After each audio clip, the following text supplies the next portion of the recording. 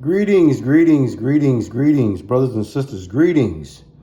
First and foremost, before we get into this word, we must acknowledge our Heavenly Father, Yahweh, through His only begotten Son, Yahweh for allowing this word to come out, man. And I hope you sincere brothers and sisters are truly edified by tonight's word, man. And we're going to name this word, Make No Friendship with an Angry Man. That's right. I'm going to repeat that again. The name of tonight's word is called Make No Friendship with an Angry Man. What you see on the screen, this is what an angry man looks like. Okay? And an angry man could also trickle down to an angry woman as well. Okay? So when I say make no friendship with an angry man, that goes for a woman too. Okay? And why am I speaking on this tonight, brothers and sisters? Because let me tell you something, man. In the world that we live in, we should be operating in love and peace. Okay? In Romans 12:18, it tell you if it's all possible, live peaceable among all people. In the time that we live in, man, there's so much hatred, it's so much anger, so much bitterness in the spirit of people, man, that it's like, why even allow yourself to be associated with that type of energy, man? Okay, life is shorter than you think, and the last thing you want to be doing is surrounding yourself with people that got an angry spirit, man. That does nothing for you. Okay, and the sad thing about it, these angry people that I'm talking about is some of them could be your siblings, it could be your friends, your co-workers, it could be your spouse.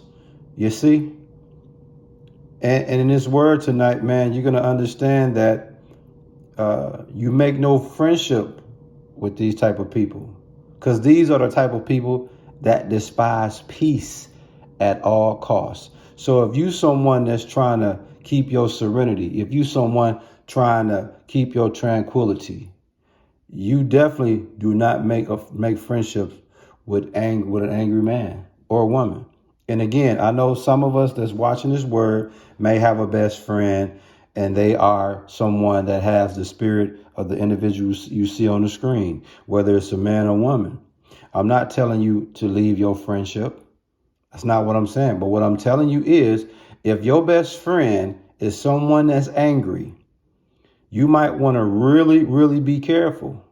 Be extremely careful. Okay? Why? To not surround yourself around people who often can't control their anger. And most people that lines up with an angry man or woman. Okay, so if to you brothers out here that's listening to this word, let's say your spouse is an angry woman, right? I'm not telling you to leave that woman, but what I'm telling you is you better be extremely careful because you have surrounded yourself around a person who can't control their anger. So guess what? At any given time, that situation can go bad. I'm gonna just say it to you that way. If your best friend is someone that lines up with being an angry woman or angry man, again, I'm not telling you to leave that situation, but you better be extremely careful. Why? Because when you surround yourself around people who can't control their anger, you're going to end up in ruin. You're going to end up in bad situations, ultimately jail, ultimately death.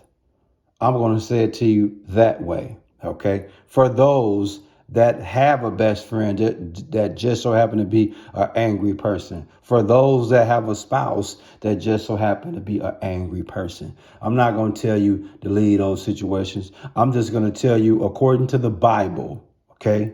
You make no friendship with an angry man. In Proverbs chapter 22, verse 24, it reads, make no friends with an angry man, and with the furious man thou shalt not go. See that? So let's analyze Proverbs 22, verse 24. It's two particular things it speaks of. The first thing it speaks of is the name of the title. What is it? Make no friendship with an angry man. In other words, do not make companionship nor be associated with a bad-tempered man. That's simple and plain. You see what's on the screen? This is a bad-tempered man right here. And according to Proverbs 22 and 24, you do not make companionship nor be associated with such a person. With such a person. It does you no good, especially if you someone that's trying to live in peace, my dude. These type of people despise peace, and they go all out their way to despise peace. So please do not make companionship nor be associated with a bad-tempered person, man. In general, you dig? It also says in Proverbs 22 and 24, what? And with a furious man, thou shalt not go. What's a furious man? A man that has burning rage. Okay?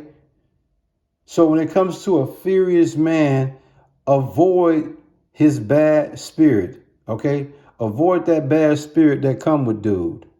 And deviate from walking in their steps and not acquire their ways. You see? Because again, if you don't abort that mission, you're going to end up in ruin. You're going to end up in a bad situation. It might be ultimately jail or ultimately death.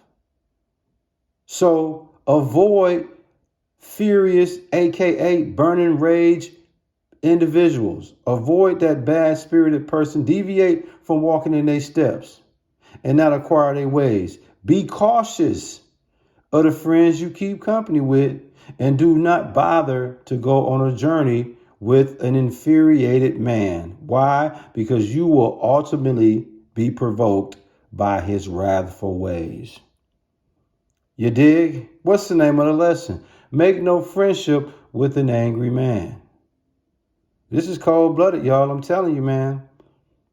I know we got family members that we love that lines up with being an angry man or woman. I get it. I know some of us may have a spouse that lines up with being an angry man or woman. I get it. You might have a sibling that you love dearly that lines up with either being an angry man or woman. All I'm saying to you is, according to Proverbs 22:24, make no friend, do not make companionship, nor be associated with these bad-tempered people. I'm gonna just say it to you that way. In Proverbs 29, verse 22, it reads, an angry man stirreth up strife, and a furious man abounded in transgression. You see that?